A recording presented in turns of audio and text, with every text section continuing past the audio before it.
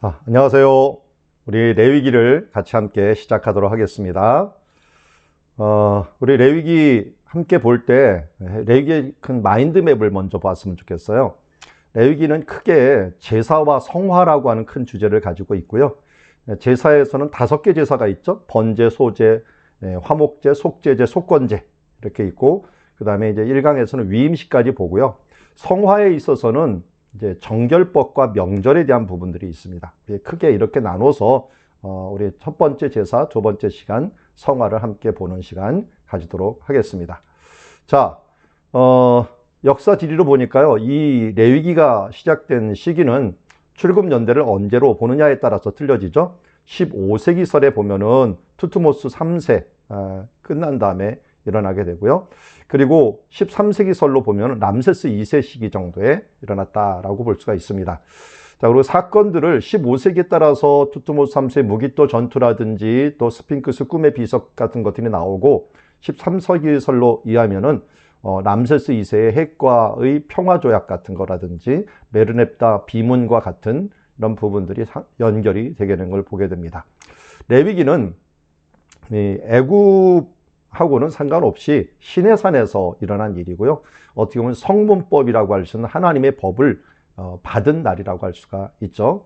그래서 첫 번째 하나님의 나아가는 방법으로 제사를 공부하고, 그 다음에 하나님과 동행하는 방법으로 성화에 대한 부분들을 함께 공부하는 그런 방식으로 나아가겠습니다. 그래서 1장부터 쭉 나가지만 성경 지리하고는 조금 관련이 없고요. 여기에서 성경의 문화와 관련이 있고, 또 이 부분들이 그 역사 가운데서 어떻게 진행되었는가 하는 걸 마지막에 보면 참 헌법과 같은 말씀을 우리에게 주셨다 하는 것을 우리가 알 수가 있습니다. 자, 특별히 레위기는 하나님과 언약을 맺은 백성들이 어떻게 살아가야 될 것인가 하는 규칙에 대한 부분들이기 때문에요. 이런 언약에 대한 개념들도 알아보면 좋겠어요. 성경에 언약이 큰 흐름으로 흐르고 있죠. 그래서 아담이 생육하고 번성하라, 땅에 충만하라 하라고 하는 것과 함께 또 무슨 언약을 주었습니까? 이것을 먹는 날은 정령 죽으리라는 선악과의 언약을 가졌는데, 이것을 어겼고, 또 노아하고는 무지개 언약을 주었고요. 아브라함과도 이제 15장에 보면은 동물을 가르고 가는 이제 믿음의 언약을 주셨고, 또 모세하고는 시내산 언약, 그리고 다윗과는 또 후손에 영원한 왕이 올 것이다 라고 하는 다윗의 언약을 주셨고, 그리고 예수님 오시기 전에 예레미야가 새 언약을 예언했고요. 그 새 언약을 예수님께서는 성찬식 때 언급을 하신 다음에 이 새 언약은 마가의 다락방, 성찬이 이루어졌던 그 장소에서 성취되는 모습을 보게 됩니다.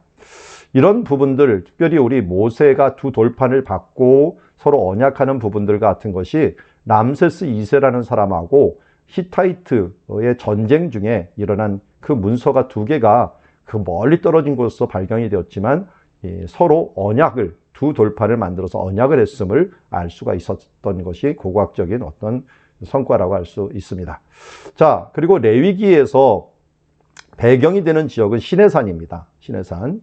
지금 시내산 그 부분들이 이곳저곳에 이제 보이고 있는데요.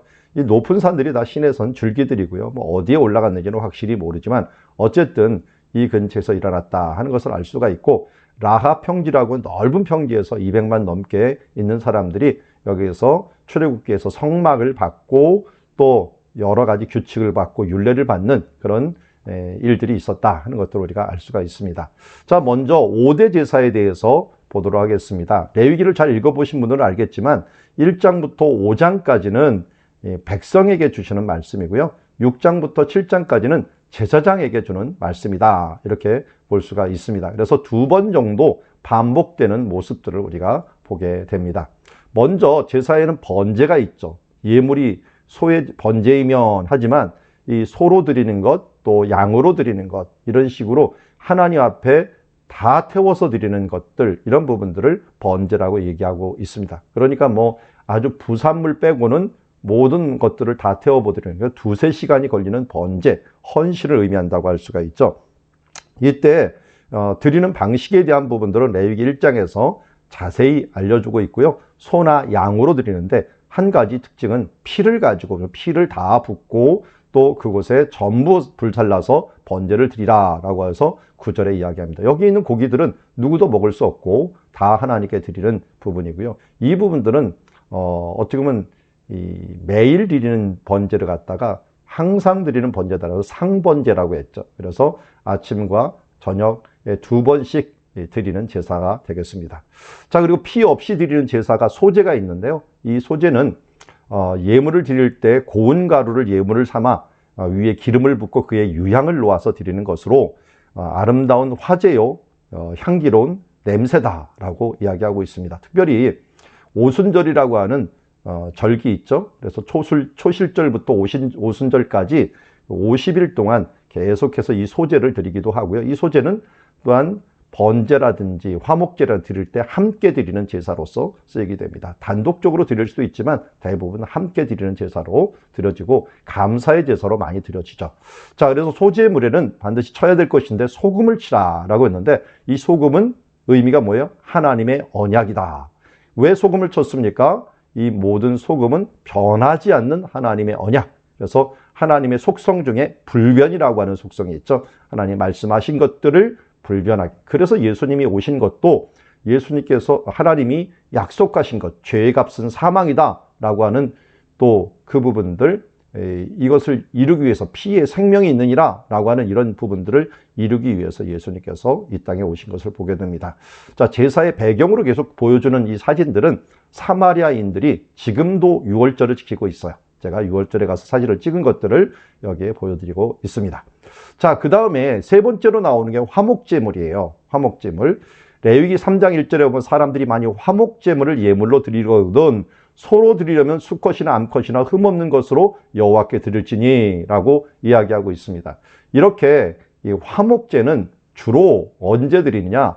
우리 명절 기간 동안 감사의 제사로서 함께 드릴 때가 많이 있습니다. 그래서 로마서 3장 25절에는 예수님이 어떤 분으로 오셨느냐? 바로 화목제물로 드리시기 위해서 자신을 드리시기 위해서 이 땅에 오셨다라고 얘기했습니다. 그래서 하나님께서 길이 참으시는 중에 전에 지은 죄를 관가하심으로 자기의 의로우심을 나타내는 결과를 가졌다라고 이야기합니다. 그러니까 6월절에 드리는 제사도 어떻게 보면 하나님과의 화목제사다 이렇게 볼 수가 있습니다. 화목제를 드릴 때는 기름과 피를 먹지 말라. 이는 너희 모든 처소에 대대로 지킬 규례니라 라고 얘기하고 있습니다. 그러니까 기름과 피를 먹지 말라라고 하는 부분들은 이 제사를 드릴 때 앞으로 이제 화목제, 속제제, 속건제가 나오지만 모든 제사가 다 똑같습니다. 여기 보면은 다 기름, 피에 대한 부분들이 함께 나오기 때문에 이 부분들을 먹지 말라. 또 하나가 있어요. 나중에 오면은 콩팥이라고 하는 것이 있고요. 자, 여기 이쪽 멀리 보면은 뭐가 보이니까 이 지금 요 위에도 보이죠? 양을 지금 잡아갖고 이렇게 했는데요. 이 양에 보면 요 위에 다리가 2개죠. 다리가 2개. 다리가 2개인데 이쪽 멀리 가면은 요 부분에 가면은 뭐예요? 다리가 지금 잘 보니까 하나밖에 없어요. 하나밖에. 여기 하나밖에 없어요. 요거 하나밖에 없죠? 왜 여기 하나밖에 없어요? 요거 다리는 여기 있는 제사장한테 준 거예요. 제사장한테 올려준 겁니다. 그래서 이 레위기 7장 32절에 화목제물의 오른쪽 뒷다리를 제사장에 주어라고 했는데 이 뒷다리를 번역하기 나름인데요. 사마리아인 6월절에서는 이 아래쪽에 있는 얼굴 앞에 있는 이 다리를 갖다가 뒷다리로 번역을 해서 이 뒷다리를 이 위에다가 넣어준 것을 보게 됩니다. 자, 그리고 이제 네 번째 제사가 속죄제예요. 속죄제. 속죄제는 우리가 잘 알듯이 계명 중 하나를 부지중에 범하면은 그러다가 스스로 깨달으면 어떻게 해야 돼요? 그 죄를 깨달으면은 속죄제를 드린다. 특별히 온 회중이 다 드릴 때는, 온 회중일 때는 수송아지를 드리고, 그리고 족장이라든지 대표적인 사람들이 드리면 이게 송아지를 드립니다. 그러나 이제 개인적으로 할 때는 이런 양을 드리는 것으로 보게 됩니다. 예수님께서 우리를 위한 화목제물, 하나님과 우리 사이에 화목을 이루기 위해서 오시기도 했지만 이 화목을 어떻게 이루셨어요? 속죄로서 이루어집니다. 그래서 예수님이 염소와 송아지의 피로 하지 아니하고 오직 자기의 피로 영원한 속죄를 이루사 단번에 성소에 들어가겠느니라. 여기 영원과 단번이 중요해요. 그래서 다른 제사들은 하나님 앞에서 소가 우리의 생명보다 귀하지는 못해요. 잠시 보석금에 해당하는 뿐이고 어떻게 보면 진정죄와 같은 마취죄와 같은 그런 일들을 하지만, 그러나 진통죄와 같은 이런 일이 하지만, 그래서 죄를 범할 때부터 하지만 예수 그리스도의 보혈의 피는 그거보다 훨씬 더 가치 있는 피죠. 그래서 영원 그리고 단번에 예수님께서 우리를 죽으심으로 단번에 모든 죄가 사해졌고 영원토록 사해짐으로 말미암아 이제 죄와 사망에서 우리는 해방되었다라고 하는 것을 로마서 8장 1절에서 말씀하고 있습니다. 자, 그런데 여기서 속죄죄라고 하는 게 있고요. 이걸 제가 일부러 정화제사라고 이름을 했어요. 자, 그것은 뭘 구분하기 위해냐면 속건제와 구분하기 위해서요. 자, 크게 보면요. 속죄제가 이렇게 있어요. 속죄제가 있으면 이 속건제는 요 안에, 속죄제 안에 있는 거예요. 안에. 이게 뭐냐면 이 앞에 보면은 깨끗하게 해야 될 제사지만 이 깨끗하게 하는 것 중에서 요 안에 뭘 해야 되는 게 가끔 있냐면 배상을 해야 되는 게 있어요. 그래서 레위기 5장 15절에 보면 누구든지 여호와의 성물에 대하여 부지 중에 범죄하면 여호와께 속건제를 드리되 내가 지정한 가치에 따라 성소의 세겔로 몇 세겔 은에 상당한 흠없는 수양 양떼에서 끌어다가 속죄제물로 드리라, 속건제물로 드리라고 얘기합니다. 자, 이처럼 무엇인가 배상을 해야 되는 것. 그 중에 하나가 이제 이걸 히브리어로 뭐라 그래요? 고르반이라고 불러요. 고르반. 마가복음 7장 11절에 사람이 아버지나 어머니가 왔는데 그들에게 공경해 갖고 물건을 줘야 되는데 내가 이것을 하나님 앞에 속건제해야 될 게 있습니다. 그러면 안 드려도 된다라고 하므로 이걸 부모 공경을 하지 않는 제도로서 악용하는 그것에 대해서 예수님께서 그들을 힐난했던 것을 보게 됩니다. 그런데 반대로 누가복음 19장 8절에 보면 삭개오가 갑자기 내 소유의 절반을 가난한 사람에 주고 또 누구에게 빼앗은 것이 있으면 어떻게 해요? 네 갑절을 주겠나이다 라고 했어요. 이 네 갑절이라고 하는 것은 신명기에도 우리 만약 남의 것들을 빼앗아 갖고 그것을 탈취했으면 네 갑절을 갚아주는 속건제를 배상을 해야 된다. 그래서 배상제사다 이렇게 이야기할 수가 있습니다. 자, 이 부분들 제가 밑에 밀양이라고 했는데 오래전에 영화 중에 전도연 씨가 나오는 영화가 하나가 있었죠. 그곳에 이 밀양이라고 하는 영화 보면은 그리스도인들이 정말 많이 범하는 범죄 중에 하나면 내가 죄를 졌는데 하나님께 회개를 했으니까 이 모든 것이 다 끝났다라고 생각을 해요. 그리고 전도연이 자기 아들을 죽인 그 사람을 예수 믿고 나서 용서하려고 갔는데 그 감옥에 있는 사람이 내가 예수를 믿어갖고 이제 모든 죄를 다 사함받았으니 당신한테 용서를 빌 필요 없다. 이렇게 말함으로 획 돌아버리는 것이 보이죠. 이게 무엇에 대한 문제냐면 배상제사를 잊어버렸기 때문에 그래요. 우리가 속죄제를 통해서 단번에 영원히 죄를 용서받았지만 만약 이 땅에서 죄를 범하는 것들에 대해서는 반드시 대가를 치러야 돼요. 대가를 치르는 배상제사가 있기 때문에 죄를 보면 얼마나 위험하다 하는 것들을 우리에게 보여주고 있습니다. 그런 면에서 우리가 이 배상제사에 대한 것을 잘 알고 넘어가야 됩니다. 그래서 우리가 제가 구분을 위해서 속죄제는 자기 죄를 정하게 하는 것이고 속건제는 배상을 하는 것이다. 배상이 꼭 필요한 것이다. 이런 부분들을 우리가 알았으면 좋겠습니다. 자, 그래서 5대 제사를 정리하면 이렇게 됩니다. 번제하고 소제, 화목제까지는요, 자원해서 하는 거예요. 이것은 하나님 앞에 의무적인 제사이기보다는 하나님 앞에 자원하는 건데 이 번제에서는 뭐가 있어요? 하나님과 정상적인 관계를 유지하기 위해 갖고 하나님께 자신을 헌신하는 예배라고 할 수가 있습니다. 그래서 하나님 앞에 이제 매일 드리는 이런 상번제가 여기에 해당하기도 하고 우리가 매주 드리는 예배 이런 것들도 해당을 하겠죠. 소제는 하나님께 감사하는 거죠. 이 소제에 제일 먼저 근원이 된 사람은 누굽니까? 사실은 가인입니다. 가인이 피 없는 제사를 드렸다고 해서 그가 잘못 제사를 드린 게 아니에요. 그는 감사의 제사로 하나님께 드렸어요. 그런데 히브리서 11장에서 말하고 있죠. 가인은 믿음 없이 예배를 드렸어요. 하나님께 믿음 없이 드리는 게 문제였지 소제를 드리는 게 문제는 아니었다 하는 것들을 알 수가 있습니다. 하나님께 충성과 감사의 표시이며 성결된 삶을 살고 하나님을 따르려는 그런 소금을 넣어서 드리는 제사다 이렇게 할 수가 있습니다. 세 번째로 우리가 화목제, 이것도 자원해서 드리는 거지만 하나님과 경배자 사이에 화목과 친교를 유지하기 위한 제사라고 할 수가 있고요.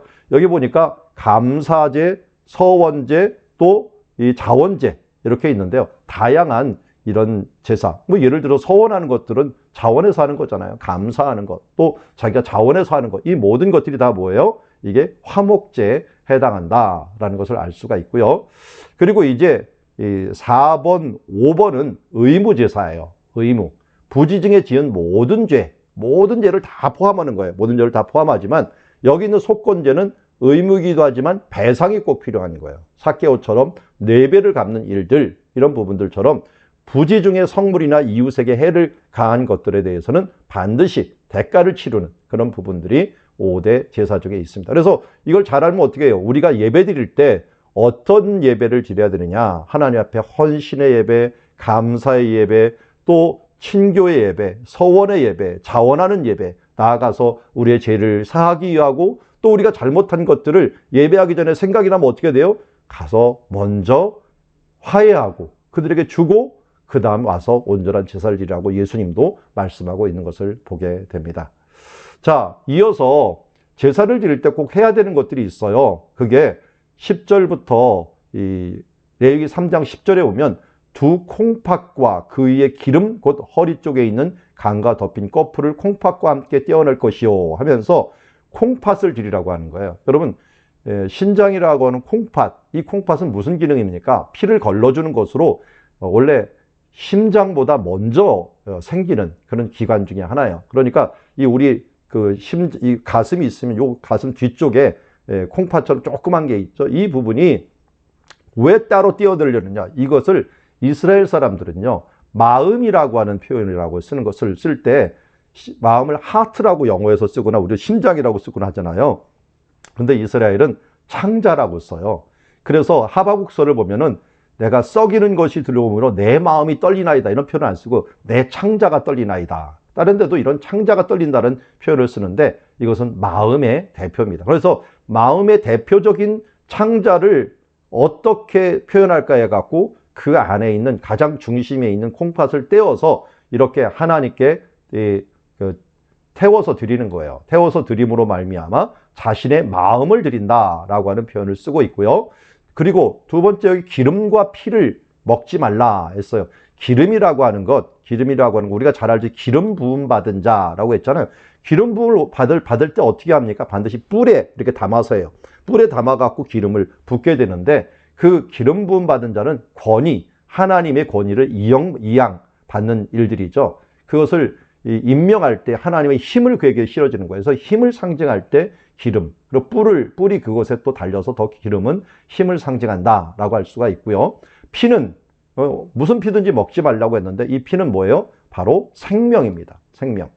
여기 7장에 또 11절에 나오는데요. 피는 곧 생명이다라고 하는 표현이 나오는데요. 생명을 의미합니다. 자, 그래서 콩팥은 마음, 기름은 힘, 피는 뭐예요? 생명. 자, 이것을 여기하고 연결해 볼까요? 신명기 6장 5절에 보면 내 마음을 다하고 라고 하는 표현은 뭐예요? 콩팥을 드리라는, 콩팥을 드리라. 이 뜻이라고 하는데 원어를 여러분들 성경 보면 이것을 네페시라고 그래요. 네페시. 그래서 네페시는 어떨 때는 성품이라고 번역되고요. 어떨 때는 목숨이라고 번역돼요. 그래서 신약 성경에 보면 이 뜻을 갖다가 내 성품을 다하고 내 목숨을 다하고 이런 식으로 두 가지를 함께 넣을 때가 있어요. 그러면 이 생명이니까 이거는 뭐예요? 목숨에 해당하는 것, 바로 여기에 피에 해당하는 것. 피를 드리고, 힘은 뭐예요? 힘은 기름을 드리고. 그러니까 여기에서 제사를 드릴 때 이것을 대표하는 것을 다 드리는 거예요. 마음을 대표하듯이 콩팥을 드시고, 뜻, 생명을 대표하듯이 피를 드리고, 또 하나님 앞에 기름을 드림으로 말미암아 힘을 드림으로 내 하나님 여호와를 사랑하라 라고 하는 말씀이 바로 여기에 나오는 것입니다. 그래서 제사할 때, 예배할 때 상징적인 것을 함께 드리는 거죠. 그래서 화목제, 속죄제, 속건제는 제사 방법이 똑같은데 요 세 가지를 드리는 거예요. 나머지 고기살을 어떻게 돼요? 또 나머지 그들이 먹을 수 있는 것들은 삶아 먹든지 쪄 먹든지 쪄치는 거나 삶아 먹는 거 똑같죠. 쪄 먹든지 구워 먹든지 이 바베큐를 어떻게 튀겨 먹든지 상관이 없습니다. 조리법은 상관없이 하나님께 먼저 이것을 이렇게 드린 후에 어떻게든지 조리법이 상관없다는 것을 알 수 있어요. 문제는 홈리와 비느하스 같은 사람들은 이걸 하나님께 먼저 드리고 가야 되는데 어떻게 했어요? 자기가 먹어버려요. 그래서 여기도 지금 내장을 하는데요. 내장을 저는 다 드리는 줄 알았는데 내장 중에 콩팥만 드리고 이 내장은 또 이 안에 넣어갖고 바베큐로 구워서 먹는 것을 보게 됩니다. 이렇게 하나님 앞에 예배의 기초적인 부분들, 중요한 부분들, 상징적인 부분들을 드리면서 제사의 대표성을 의미하고 있는 것을 봅니다. 이것을 이제 우리 적용한다면 우리의 마음을 드리고 정말 우리의 생명을 드리고 우리의 온 힘을 다해서 하나님을 사랑하며 예배하고 찬양하는 찬양의 예배자가 되어야 된다 하는 것을 알려주는 거죠. 자, 여기까지 우리 제사에 대한 부분들을 간단히 보았고요. 다음 시간에는 성화에 대한 부분들 보도록 하겠습니다.